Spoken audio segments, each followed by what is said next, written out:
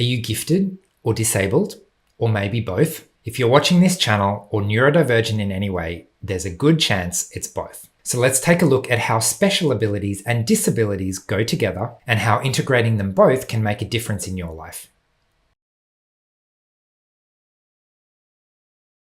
Hi everyone, Paul Micallef here from Autism from the Inside. I make weekly videos sharing the human side of autism, so make sure you hit subscribe to get the latest content.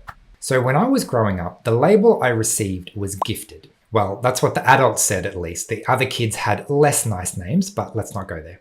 The adults in my life noticed that I was obviously different in several ways. I was more intelligent than most, I was interested in uncommon things, I was often on the outside of groups and tended to relate better to ideas and objects rather than people and emotions. And when you put all that together, it fits fairly well with the stereotype of the socially awkward genius who lives in their head and has these amazing ideas, but just can't really relate to people that well.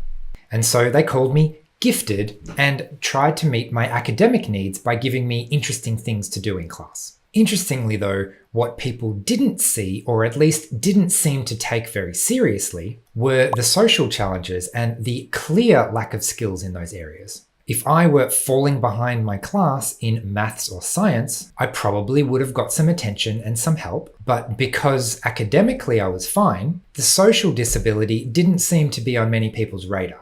Maybe they just thought, if I'm good at school, I can get a job and everything else will just sort itself out later. What I want to suggest instead though, is that some disabilities are obvious and you can see them from the outside, and other types of disability are invisible, or at least much less obvious and much harder to see from the outside.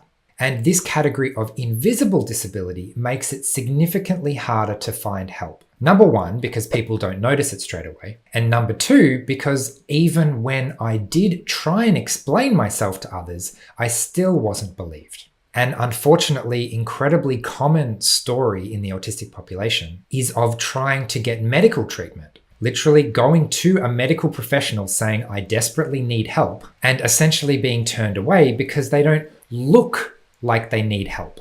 It looks like you're okay to me, so come back if it gets any worse. This is one of the reasons that the statistics on autistic health and mental health are so appalling. If we don't present in a way that seems to need help, it just doesn't attract the same attention as someone else who is obviously struggling. This is a well-documented phenomenon in ADHD as well. The loud, disruptive ADHD kid gets a lot of attention, and the quieter daydreamer who's in their own world and doesn't get what's going on tends to get missed because there's not an easily observable problem on the outside. So in that sense, the more gifted you are in several areas, often those abilities mask challenges in other areas. Now, in some ways, there are pros and cons to this. Masking has a lot of downsides, but at the same time, it's also an immense privilege. The ability to mask can be thought of as a type of passing privilege. It means I can go into a situation and not disclose my disability if I don't want to, whereas someone else who is less able to mask might not have a choice in that situation.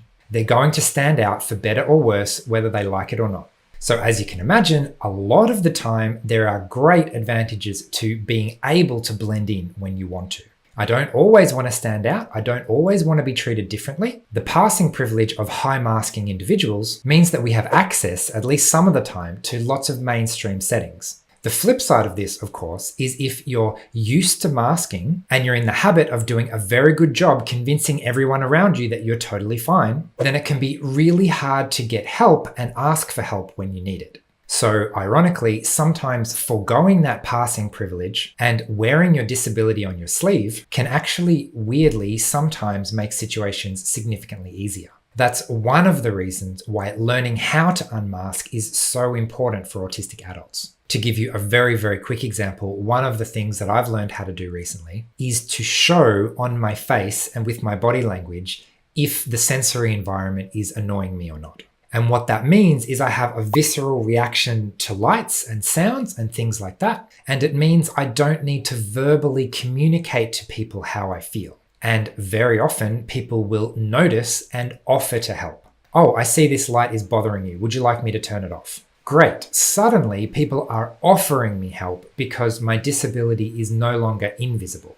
Now, for a long time, I didn't like the word disabled, or at least I didn't feel as though it was appropriate for me to use that word for myself. And while I still don't really vibe with it personally myself, there are some ways to reframe the situation to get a better understanding of what we actually mean by disability. When you think about it, what does disabled actually mean? There are lots of things I can't do. I can't ride a unicycle. Am I disabled? I can't read Japanese. Am I disabled? I can't wrap my head around quantum physics.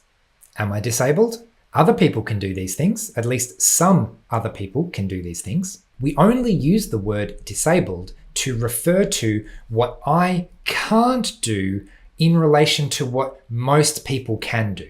So having just one eye would make me disabled, but having just one heart does not make me disabled. For no better reason than most other people have two eyes and one heart. Now, weirdly, having extra abilities can also make you disabled. If I have better hearing than most people, I'm more sensitive to noise, and it means I need certain special accommodations in public spaces. There's a natural variation in human height. But if you are too tall or too short, at some point that starts to become a disability because the world isn't built for you. If everyone else was roughly your height, there'd be no problem. But because you're too different compared to the norm, suddenly that's a disability. So in a sense, what we call a disability is actually just any major deviation from what other people consider normal, including sometimes having special abilities. In the case of autism, most of us have a fairly spiky skill set, which means there are some things we can do much better than your average person,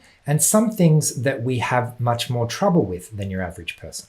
And this atypical profile of being really good at some things and not so good at other things is almost a disability by definition. My favorite example of this is, imagine I had wings and I could fly, but as a trade-off, I didn't have legs and couldn't walk. And so when I'm inside, I need to be in a wheelchair because there's just not enough space inside to fly around. So I'm basically confined to a wheelchair because the way that the rooms are designed, I can't use my abilities. And that's almost the definition of a social disability. It's not necessarily an objective deficit, but when the social world is literally not designed for you, then there are lots of common everyday things that you're likely to struggle with. Now, the pros and cons of a visible disability is that when I use crutches because my leg is in a cast, I don't have to explain to people why I'm on crutches. Whereas with an invisible disability, if I'm using my supports, it's not immediately obvious to other people why I need that thing in the first place.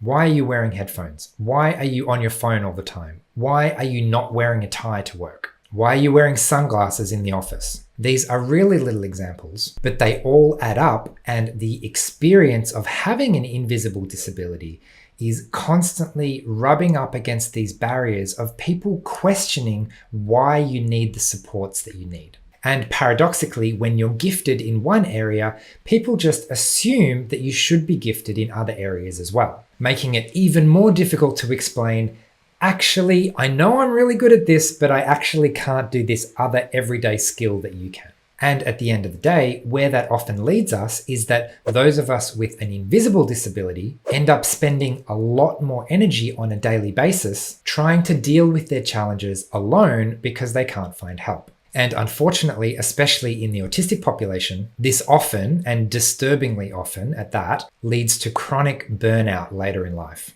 If you're 50 and you've just lost your job and your relationship and your mental health, that's pretty serious. You probably looked like you were doing pretty well on the outside right up until the point where everything fell apart. And unfortunately, that breaking point is where a lot of adults discover they're autistic for the first time.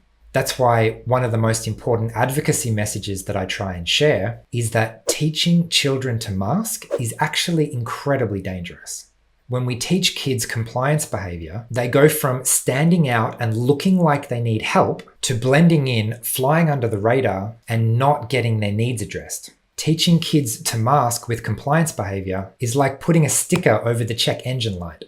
Problem solved, right? Everything looks fine on the outside until one day it isn't, and you suddenly wonder where everything went wrong. Learning how to unmask is one of the biggest challenges faced by autistic adults. Many of us taught ourselves to mask. We taught ourselves those compliance behaviors. do what I'm told, fit in, meet everyone else's expectations, put up a good front on the outside. And the main theme of this video is that when we do that, when we do not show the external world what we're struggling with on the inside, it's very difficult to get help. And if we don't get help, if we instead try to carry everything ourselves, that is a recipe for long-term burnout, the kind of complete life crash we talked about earlier.